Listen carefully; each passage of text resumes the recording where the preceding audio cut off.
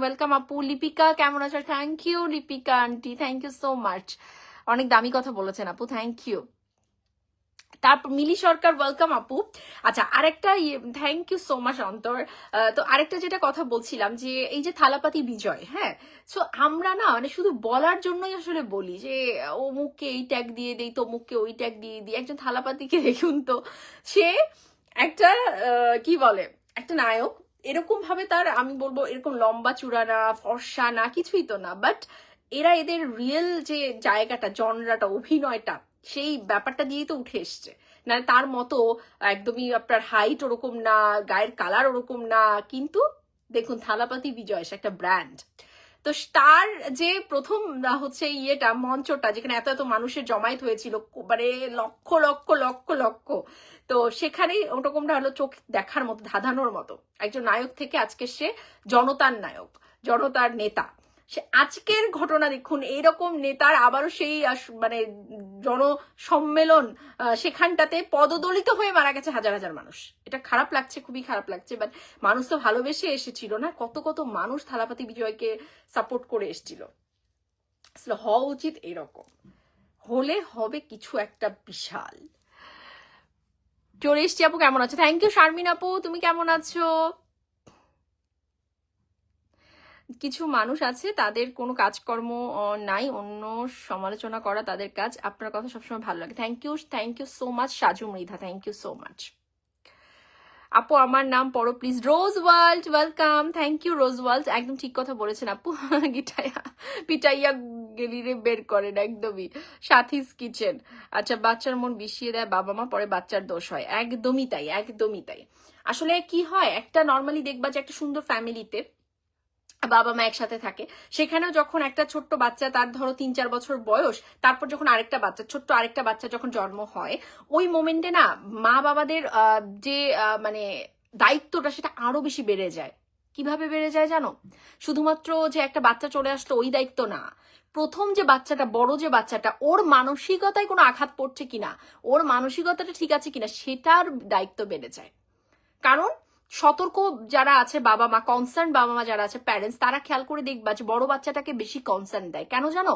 কারণ ওই 3-4 বছরের যে বাচ্চাটা, তার অনুভূতি আছে, তো সে তো সবই বোঝে, সে তো সবই বোঝে। কিন্তু যে ছোট্ট হয়েছে, ওর তো কোনো অনুভূতি নাই, ও তো অনুভূতি শূন্য, ও তো কোনো কিছু বোঝার মধ্যে নেই। সো তুমি যখন এই বাচ্চাটাকে, বড় বাচ্চাটাকে ইগনোর করছো মনের অজান্তে, ওকে বেশি কনসার্ন দিচ্ছ, তখন বড় বাচ্চাটার মধ্যে ওই ছোট ভাই বা বোনের প্রতি তোমার মানে একটা অটোমেটিক একটা জেলাসি চলে আসে, একটা মানে একটা অস্বস্তি বোধ চলে আসে, এবং সবচেয়ে বড় কথা ইনসিকিউরিটি চলে আসে ওই বড় বাচ্চাটার মধ্যে।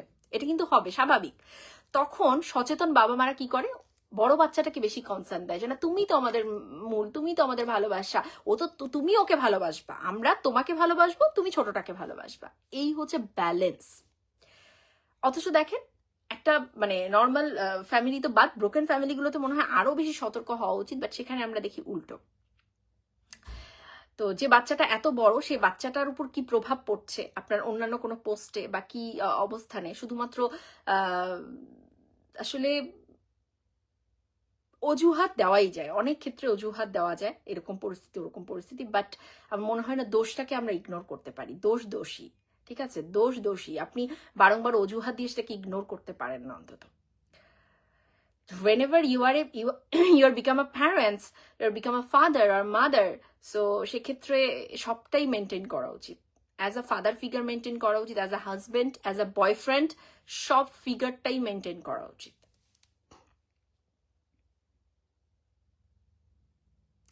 তাহসানা শাকিব খানের লাইফটা সেম, তারা দ্বিতীয় স্ত্রী নিয়ে সংসার করছে দেখে অনেকের ফেটে যাচ্ছে, সবার মাঝে পজিটিভিটি ছড়িয়ে যাক।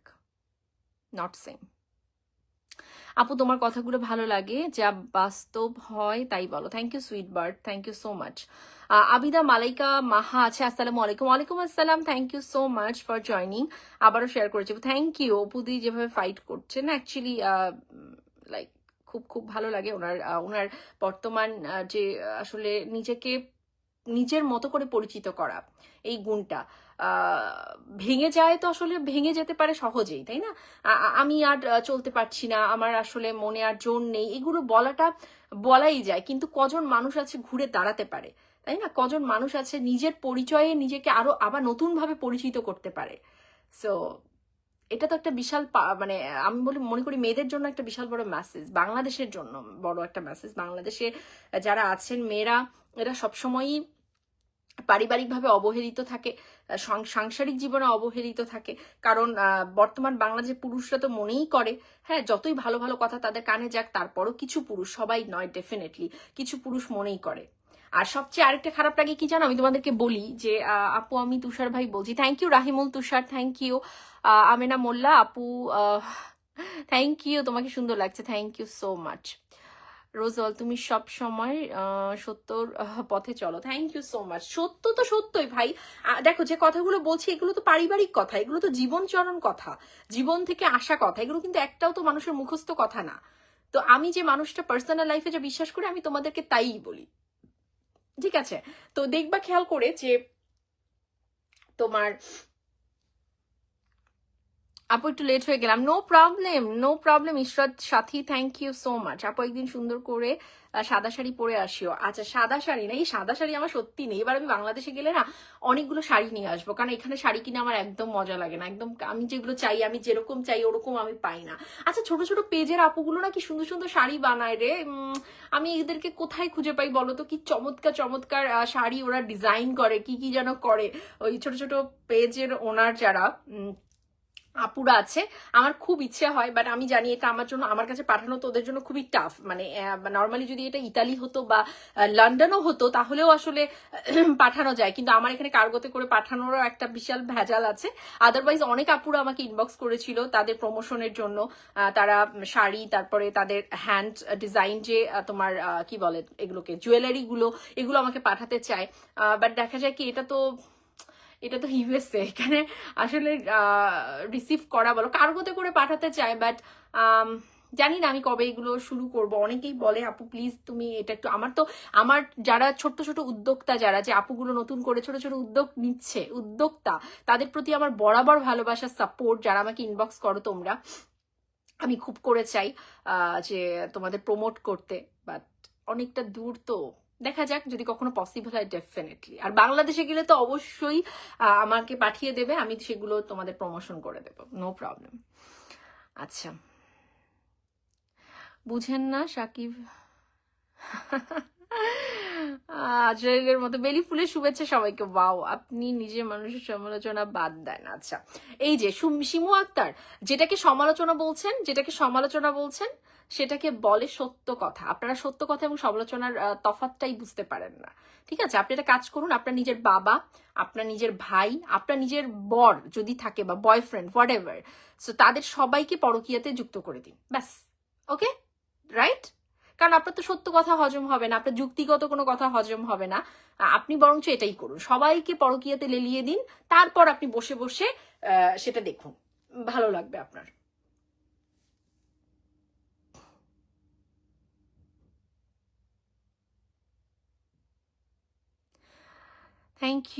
থ্যাংক ইউ অন্তর। ফারজানা তোমার কথাগুলো অনেক ভালো লাগে, থ্যাংক ইউ সাদিয়া আপু। কেন আমি আমার কিছু কি করার আছে মুন্না, যার যেটা রুচি, অভিরুচি যে সে সেভাবেই করবে। স্বপ্নের ভালোবাসা কেমন আছো? খুব খুব খুব ভালো আছি, থ্যাংক ইউ। পুরুষরা সবসময় নারীদেরকে তুচ্ছ তাচ্ছিল্য করে, থ্যাংক ইউ। এটা তো করি, এটা হয়েই আসছে। Thank you for commenting. Nahidul মহাজ্ঞানী, ইয়েস ইয়েস, আমি আরো জ্ঞানী হওয়ার চেষ্টা করছি প্রতিনিয়ত নাহিদুল, আর তোমরা লোফার হওয়ার চেষ্টা করছো, এটা খারাপ লাগে। খুব সুন্দর কথা বলছো আপু, থ্যাংক ইউ আপু, তোমাকে অনেক সুন্দর লাগছে, cutie, thank you. Junaid Ahmed, Junaid মিলে যায়, thank you so much. Rose's World, Ruby আপু থ্যাংক ইউ আপু, তোমাকে অনেক কিউট লাগছে, থ্যাংক ইউ সো মাচ। অবৈধগুলো চলে এসছে, তা তো আসবেই, এরা তো আসবেই। কোহিন কি লিখেছে, খুনুর আক্তার আপু, ওয়েলকাম আপু, থ্যাংক ইউ সো মাচ।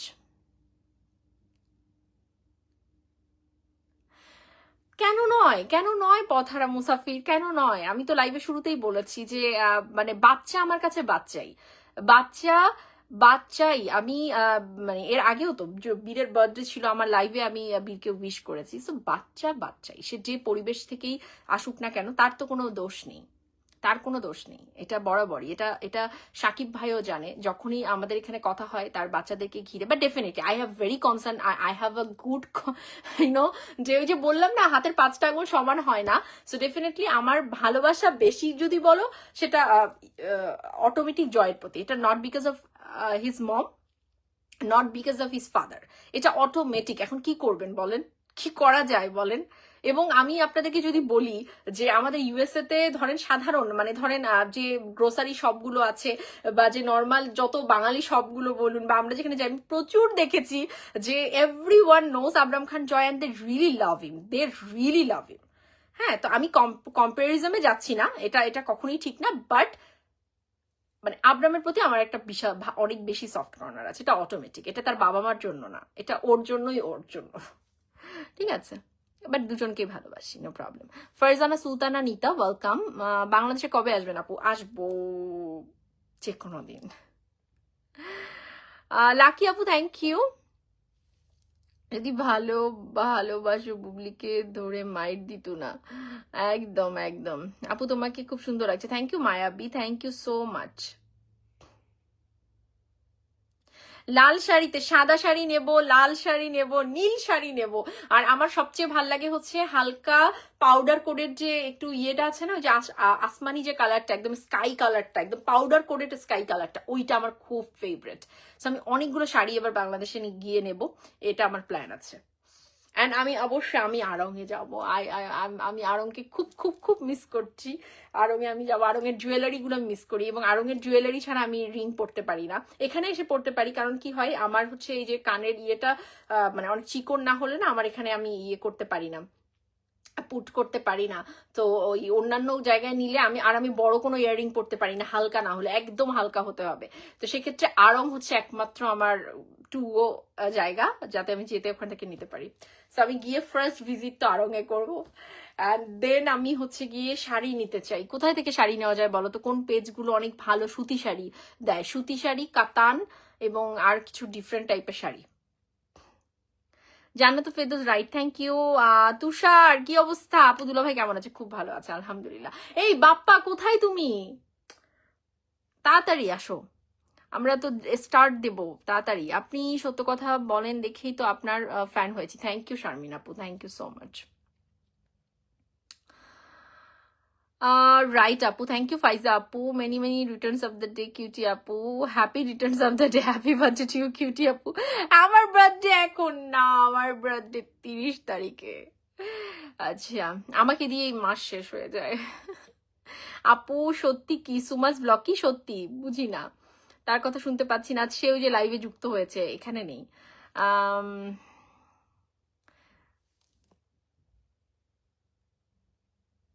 আলহামদুলিল্লাহ আপু, আপনাকে সবসময় এত সুন্দর হাসি খুশি দেখলে ভালো লাগে, থ্যাংক ইউ। ইশরাত আপু thank you so much. Shampa Moni লিখেছে আপনি তাহলে সাকিবিয়ান ছিলেন না, ফ্যান ছিলেন তো সেটা আগেই বলতেন। ও রিয়েলি? আপনি এত বুদ্ধি নিয়ে কিভাবে চলেন, কিভাবে আপনি উঠা বসা করেন আমি জানি না শম্পা। ও মাই গড, যা মন চাই বলেন, আমি রিয়েলি এনজয় করি এগুলা। এমডি ওয়াসিম আপু, তুমি পথারা মুসাফির পেজটা ব্লক করে দাও।